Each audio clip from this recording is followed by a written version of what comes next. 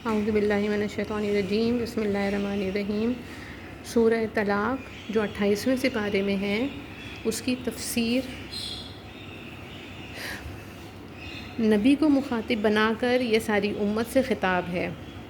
جو یہاں پہلے آیت میں ہے، نبی جب تم طلاق دو عورتوں کو تو ان کو طلاق دو ان کی عدت پر، یعنی نبی کو مخاطب بنا کر یہ ساری امت سے خطاب ہے۔ یعنی جب کوئی شخص کسی ضرورت اور مجبوری سے اپنی عورت کو طلاق دینے کا ارادہ کرے تو چاہیے کہ عدت پر طلاق دیں۔ سورہ بقرہ میں آ چکا کہ مطلقہ کی عدت 3 حیض ہیں، لہذا حیض سے پہلے حالت طہر میں طلاق دینا چاہیے تا سارا حیض گنتی میں آئے۔ اگر فرض کیجئے حالت حیض میں طلاق دے گا تو 2 حال سے خالی نہیں، جس حیض میں طلاق دی ہے اس کو عدت میں شمار کریں گے یا نہ کریں گے۔ پہلی صورت میں ایقاع طلاق سے پہلے جس قدر وقت حیض کا گزر چکا وہ عدت میں سے کم ہو جائے گا اور پورے 3 حیض عدت کے باقی رہیں گے، اور دوسری صورت میں جب موجودہ حیض کے علاوہ 3 حیض لیں گے تو یہ حیض 3 سے زائد ہوگا۔ اس لیے مشروع طریقہ یہ ہے کہ طہر میں طلاق دی جائے، اور حدیث سے یہ قید بھی ثابت ہے کہ اس طہر میں صحبت نہ کی ہو، یعنی مرد عورت دونوں کو چاہیے کہ عدت کو یاد رکھیں، کہیں غفلت و سہو کی وجہ سے کوئی بے احتیاطی اور گڑبڑ نہ ہو جائے۔ نیز طلاق اس طرح دیں کہ ایام عدت کی گنتی میں کمی بیشی لازم نہ آئے، جیسا کہ اوپر کے فائدے میں بتلایا جا چکا ہے۔ یعنی اللہ سے ڈر کر احکام شریعت کی پابندی رکھنی چاہیے، جن میں سے ایک حکم یہ ہے کہ حالت حیض میں طلاق نہ دی جائے اور 3 طلاقیں ایک دم نہ ڈالی جائیں، اور مطلقہ عورت کو اس کے رہنے کے گھر سے نہ نکالا جائے، یعنی عورتیں خود بھی اپنی مرضی سے نہ نکلیں، کیونکہ یہ سکنا محض حق العبد نہیں کہ اس کی رضا سے ساقط ہو جائے، بلکہ حق الشرع ہے۔ ہاں کوئی کھلی بے حیائی کرے، مثلا بدکاری یا سرقے کی مرتکب ہوں، یا بقول ظلمہ زبان درازی کریں اور ہر وقت کا رنج و تکرار رکھتی ہوں تو نکالنا جائز ہے، اور اگر بے وجہ نکلیں گی تو یہ خود صریح بے حیائی کا کام ہوگا۔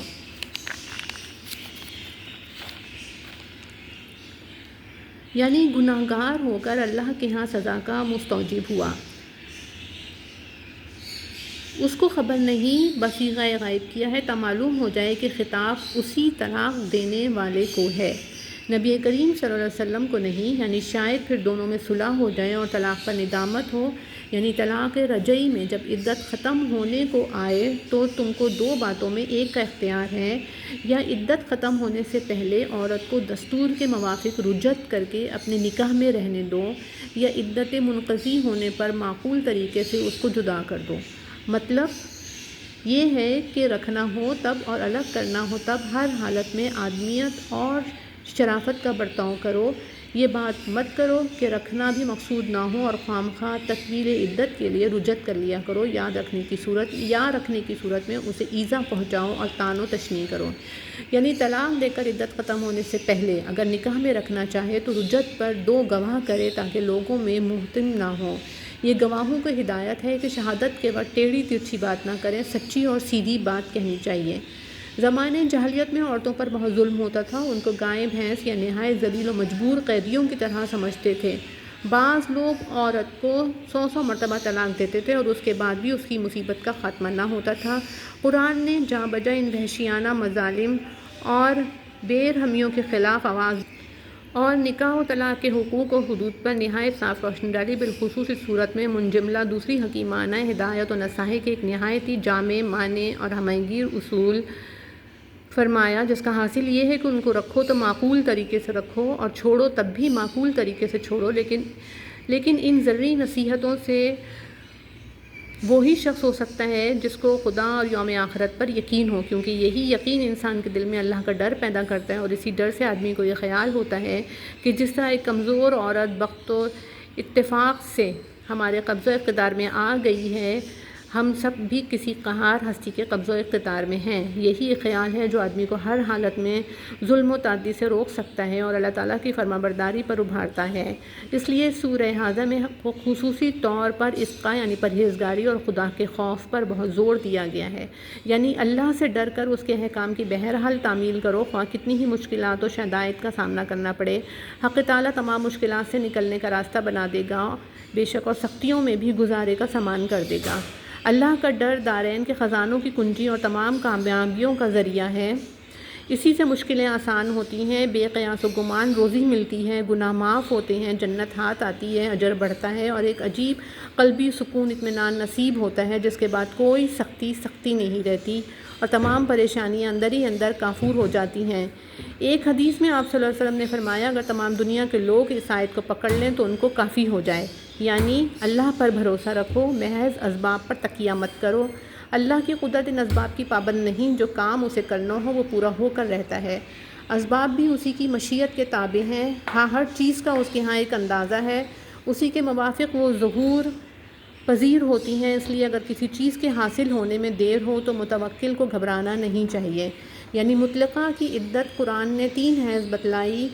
سورہ بقرہ اگر شبہ رہا ہو کہ جس کو حیض نہیں آیا یا بڑی عمر کے سبب موقوف ہوا اس کی عدت کیا ہوگی، تو بتلا دیا کہ 3 مہینے ہیں۔ جمہور کے نزدیک حامل کی عدت وضع حمل تک ہے، خواہ 1 منٹ کے بعد ہو جائے یا کتنی ہی طویل مدت کے بعد ہو۔ اس میں مطلقہ اور متوفی عنہا زوجہا دونوں کا ایک حکم ہے۔ اور اللہ کے ڈر کا مضمون مختلف پیرایوں میں دہرایا گیا ہے تاکہ پڑھنے والا بار بار متنبہ ہو کہ عورتوں کے معاملات میں اس کی بہت زیادہ ضرورت ہے۔ مرد کے ذمہ ضروری ہے کہ مطلقہ کو عدت تک رہنے کے لیے مکان دے، اس کو سکنا کہتے ہیں، اور جب سکنا واجب ہے تو نفقہ بھی اس کے ذمہ ہونا چاہیے، کیونکہ عورت اتنے دنوں تک اسی کی وجہ سے مکان میں مقید و محبوس رہے گی۔ قرآن کریم کے الفاظ میں بھی اس کی طرف اشارہ پایا جاتا ہے کہ اس کو اپنے مقدور اور حیثیت کے موافق اپنے گھر میں رکھو۔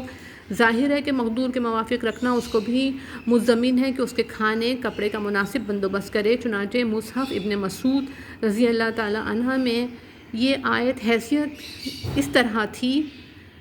حنفیہ کے نزدیک یہ حکم سکنہ اور نفقہ کا ہر قسم کی مطلقہ کو عام ہے، رجعیہ کی قید نہیں، کیونکہ پہلے سے جو بیان چلا آتا ہے، مثلا عائشہ صغیرہ اور حاملہ کی عدت کا مسئلہ، اس میں کوئی تخصیص نہیں تھی، پھر اس میں بلا وجہ کیوں تخصیص کی جائے۔ رہی فاطمہ بنت قیس کی حدیث جس میں وہ کہتی ہیں کہ میرے زوج نے 3 طلاقیں دے دی تھیں، رسول اللہ صلی اللہ علیہ وسلم نے مجھے سکنہ اور نفقہ نہیں دلایا۔ اول تو اس حدیث میں فاروق اعظم رضی اللہ تعالیٰ عنہ، عائشہ صدیقہ رضی اللہ تعالیٰ عنہ اور دوسرے صحابہ اور تابعین رضی اللہ تعالیٰ عنہ نے انکار فرمایا، بلکہ فاروق اعظم نے یہاں تک کہہ دیا کہ ہم ایک عورت کے کہنے سے اللہ کی کتاب اور رسول اللہ کی سنت کو نہیں چھوڑ سکتے۔ ہم کو معلوم نہیں کہ وہ عورت بھول گئی یا اس نے یاد رکھا۔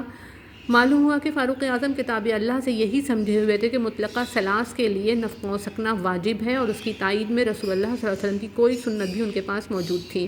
چنانچہ طحاوی وغیرہ نے روایتیں نقل کی ہیں جن میں حضرت عمر رضی اللہ تعالیٰ عنہ نے تصریحاً بیان کیا ہے کہ یہ مسئلہ میں نے نبی کریم صلی اللہ علیہ وسلم سے سنا، اور دارقطنی میں جابر رضی اللہ تعالیٰ عنہ کی ایک حدیث میں بھی اس بارے میں صریح ہے، گو اس کے بعد روایت میں اور رفع و وقف میں کلام کیا گیا ہے۔ دوسرا یہ بھی ممکن ہے کہ حضور صلی اللہ علیہ وسلم نے فاطمہ بنت قیس کے لیے سکنہ اس لیے تجویز نہ کیا ہو کہ یہ اپنے سسرال والوں سے زبان درازی اور سخت کلامی کرتی تھیں، جیسا کہ بعض روایات میں ہے، لہٰذا آپ نے حکم دے دیا کہ ان کے گھر سے چلی جائیں۔ پھر جب سکنہ نہ رہا تو نفقہ بھی ساقط ہو گیا، جیسے ناشزہ کا جو شوہر کی نافرمانی کر کے گھر سے نکل جائے، نفقہ ساقط ہو جاتا ہے تا وقت کہ گھر واپس نہ آئے۔ ابو بکر رازی فی احکام القرآن نیز جامع ترمذی وغیرہ کی بعض روایت میں ہے کہ اس کو کھانے پینے کے لیے غلہ دیا گیا تھا، اس نے اس مقدار سے زائد کا مطالبہ کیا جو منظور نہ ہوا، تو مطلب یہ ہوگا کہ حضور صلی اللہ علیہ وسلم نے اس سے زائد نفقہ تجویز نہیں فرمایا جو مرد کی طرف سے دیا جا رہا تھا۔ واللہ اعلم بالصواب۔ ہاں یہ یاد ہے کہ نسائی طبرانی اور مسند احمد کی رضی اللہ تعالیٰ عنہ کی بعض روایت میں فاطمہ بنت قیس نے حضور صلی اللہ علیہ وسلم کا صریح ارشاد نقل کیا کہ سکنہ اور نفقہ صرف اس مطلقہ کے لیے ہے جس سے رجعت کا امکان ہو۔ ان روایات کی سندیں زیادہ قوی نہیں، ذیلین تخریج ہدایہ میں اس پر بحث کی ہے، یعنی ستاؤ نہیں کہ وہ تنگ آ کر نکلنے پر مجبور ہو جائیں۔ حمل کی مدت کبھی بہت طویل ہو جاتی ہے، اس کو خصوصیت سے بتلا دیا کہ خواہ کتنی ہی طویل ہو وضع حمل تک اس کو نفقہ دینا ہوگا، یہ نہیں کہ مثلا 3 مہینے نفقہ دے کر بند کر لو۔ یعنی وضع حمل کے بعد اگر عورت تمہاری خاطر بچے کو دودھ پلائے تو جو اجرت کسی دوسری انا کو دیتے ہیں وہ اس کو دی جائے، اور معقول طریقے سے دستور کے موافق باہم مشورہ کر کے قرارداد کر لیں، خواہ ضد اور کجروی اختیار نہ کریں۔ ایک دوسرے کے ساتھ نیکی کا برتاؤ رکھیں، نہ عورت دودھ پلانے سے انکار کرے، نہ مرد اس کو چھوڑ کر کسی دوسری عورت سے دودھ پلوائے۔ یعنی اگر آپس کی ضد اور تکرار سے عورت دودھ پلانے پر راضی نہ ہو تو کچھ اس پر موقوف نہیں، کوئی دوسری عورت دودھ پلانے والی مل جائے گی، اس کو اتنا گھمنڈ نہیں کرنا چاہیے، اور اگر مرد خواہ بچے کو اس کی ماں سے دودھ پلوانا نہیں چاہتا تو بہرحال کوئی دوسری عورت دودھ پلانے کو آئے گی، آخر اس کو بھی کچھ دینا پڑے گا، پھر وہ بچے کی ماں ہی کو کیوں نہ دے۔ یعنی بچے کی تربیت کا خرچ باپ پر ہے، وسعت والے کو اپنی وسعت کے موافق اور کم حیثیت کو اپنی حیثیت کے مناسب خرچ کرنا چاہیے۔ اگر کسی شخص کو زیادہ فراخی نصیب نہ ہو، محض نپی تلی روزی اللہ نے دی ہو، تو وہ اسی میں سے اپنی گنجائش کے موافق خرچ کیا کرے۔ اللہ کسی کو اس کی طاقت سے زیادہ تکلیف نہیں دیتا۔ جب تنگی کی حالت میں اس کے حکم کے موافق خرچ کرو گے، وہ تنگی اور سختی کو فراخی اور آسانی میں بدل دے گا۔ یعنی احکام شریعت کی خصوصاً عورتوں کے بارے میں پوری پابندی رکھو۔ اگر نافرمانی کرو گے تو یاد رہے کہ کتنی ہی بستیاں اللہ اور رسول کی نافرمانی کی پاداش میں تباہ کی جا چکی ہیں۔ جس وقت وہ لوگ تکبر کر کے حد سے نکل گئے، ہم نے ان کا جائزہ لیا اور سختی سے لیا کہ ایک عمل کو بھی معاف نہیں کیا، پھر ان کو ایسی نرالی آفت نے پھنسایا جو آنکھوں نے کبھی نہیں دیکھی تھی۔ یعنی عمر بھر کا جو سودا کیا تھا، آخر اس میں سخت خسارہ اٹھایا، اور جو پونجی تھی سب کھو کر رہے۔ پہلے دنیوی عذاب کا ذکر تھا، یہ اخروی عذاب بیان ہوا۔ یعنی یہ عبرتناک واقعات سن کر عقل مند ایمانداروں کو ڈرتے رہنا چاہیے کہ کہیں ہم سے ایسی بے اعتدالی نہ ہو جائے کہ خدا کی پکڑ میں آ جائیں۔ یعنی قرآن یا ذکر بامعنی ذاکر ہو تو خود رسول صلی اللہ علیہ وسلم مراد ہوں گے، یعنی صاف آیتیں جن میں اللہ کے احکام کھول کھول کر سنائے گئے ہیں۔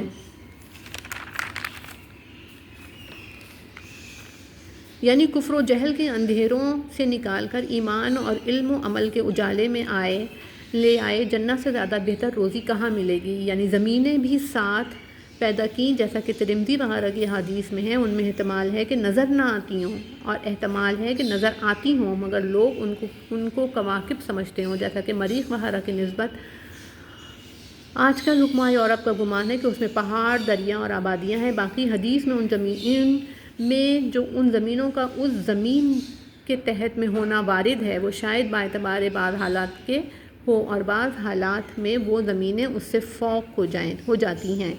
ابن عباس کا وہ اثر جس میں آدمہم وغیرہ آیا ہے، اس کی شرح کا یہ موقع نہیں۔ روح المعانی میں اس پر بقدر کفایت کلام ہے،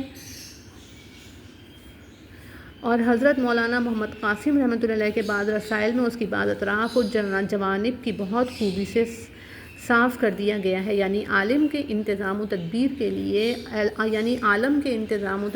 لیے اللہ کے احکام تکوینیہ اور تشریعیہ آسمانوں اور زمینوں کے اندر اترتے رہتے ہیں۔ یعنی آسمان اور زمین کے پیدا کرنے اور ان میں انتظامی اور احکام جاری کرنے سے مقصود یہ ہے کہ اللہ تعالیٰ کی صفات، علم و قدرت کا اظہار ہو۔